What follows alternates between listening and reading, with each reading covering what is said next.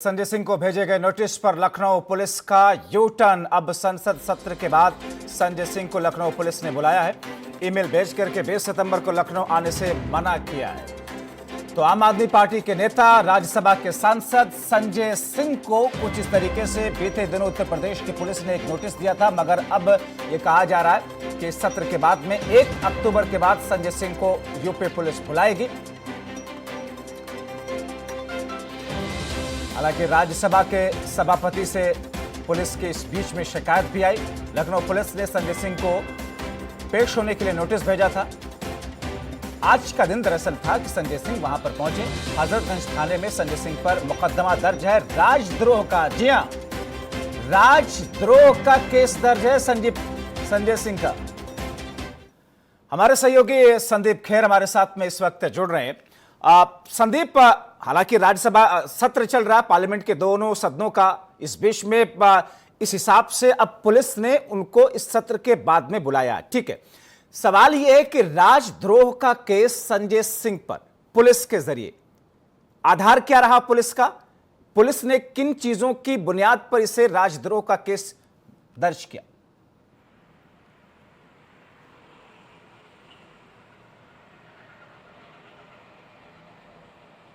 जाहिर सी बात है, देखिए जबार, जिस तरह से हाल ही में अभी एक जातिगत सर्वे कराया गया था जिसमें साफ तौर पे जितने भी कंज्यूमर थे उनके सब पर एक कॉल आ रही थी और उसमें पूछा जा रहा था कि आप किस पार्टी के साथ रहना पसंद करेंगे। जिसके बाद उन जवाबों के आधार पर, उन सर्वेक्षण के आधार पर संजय सिंह ने सरकार को तय चुनना बताया था और जिसके बाद इन सब कॉल डिटेल्स को लेकर हजरतगंज थाने में एक गुमनाम आदमी के खिलाफ मुकदमा दर्ज किया गया था।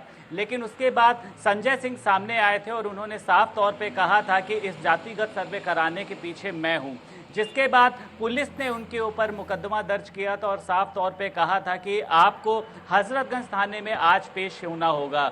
लेकिन जिस तरह से सत्र चल रहा था उस तरह से पुलिस ने एक तरह से कहते हैं कि यू टर्न लिया और पुलिस ने उनको नोटिस वो मेल किया है और साफ तौर पे कहा है कि अब आपको सत्र खत्म होने के 2 दिन बाद संदीप, आपकी बातचीत हुई होगी कहीं ना कहीं से। देखिए, संजय सिंह ने एक संदीप ट्वीट भी किया। संदीप, जरा समझते हैं इसे ना।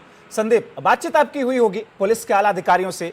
राजद्रोह के लिए कौन सा ऐसा एक्शन था जिसके बुनियाद पर पुलिस ने सीधे सीधे राजद्रोह का मुकदमा दर्ज कर दिया?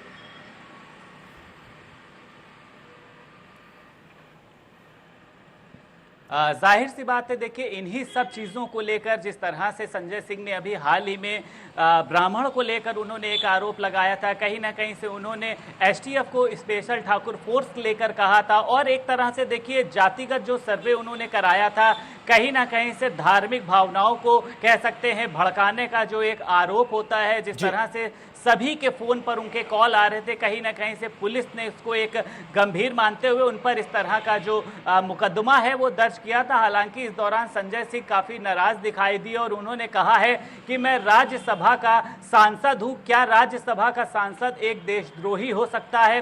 इस कह सकते हैं जो ये पूरा मामला था इसको उन्होंने संसद वहां पे भी उठाया था, जिसके बाद तमाम लोग उनके समर्थन में आए थे और इन्हीं सभी को लेकर और इसीलिए सभापति को एक पत्र भी लिखा था। इसीलिए पुलिस के ऊपर और पुलिस के कार्यशैली पर सवाल भी बहुत सारे लोगों ने उठाए। हमने ये खबर दिखाई और इसके बाद में अब जबकि संजय सिंह को 1 अक्टूबर के बाद में पुलिस बुलाएगी, अब सवाल ये है कि तमाम पॉलिटिकल पार्टीज अपने अपने स्तर पर सर्वे कराती हैं, अपने अपने स्तर पर ईमेल के जरिए, फोन कॉल के जरिए, मिस्ड कॉल के जरिए, मैसेजेस के जरिए कराती हैं, तो फिर क्या वो सभी राजद्रोह के दायरे में आते हैं? बहरहाल संदीप, अब आगे की तस्वीर क्या देखा जाए कि 1 तारीख के बाद जब संजय सिंह को पुलिस के पास जाना होगा, मुश्किलें संजय सिंह की बढ़ेंगी?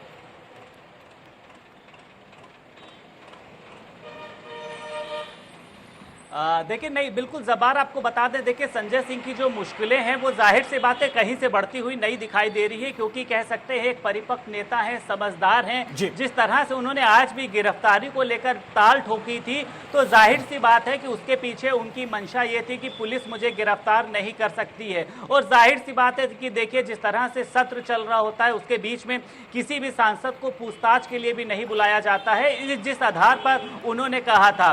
लेकिन कहीं ना कहीं से जिस तरह से देखिए बात हो रही है सत्र के खत्म होने के 2 दिन बाद की, तो उसको लेकर भी संजय सिंह का साफ तौर पे कहना यह है कि मैं हजरतगंज थाने में पहुंचूंगा और आप लोगों को मुझसे जिस भी तरह की पूछताछ करनी है। हालांकि इस दौरान पुलिस ने जो अपना रवैया है उसको बदला है। इसके पहले पुलिस ने जो उनको एप्लीकेशन भेजी थी उसमें लिखा था कि अगर आप वहां पर उपस्थित नहीं होते हैं तो आपके खिलाफ कार्रवाई की जाएगी। लेकिन कल जिस तरह का उन्होंने जो नोटिस है उनको ईमेल किया है उसमें उससे ऐसा लगता है कि पुलिस यू टर्न ले रही है। जी, बहुत शुक्रिया संदीप खेर इन तमाम जानकारी के लिए।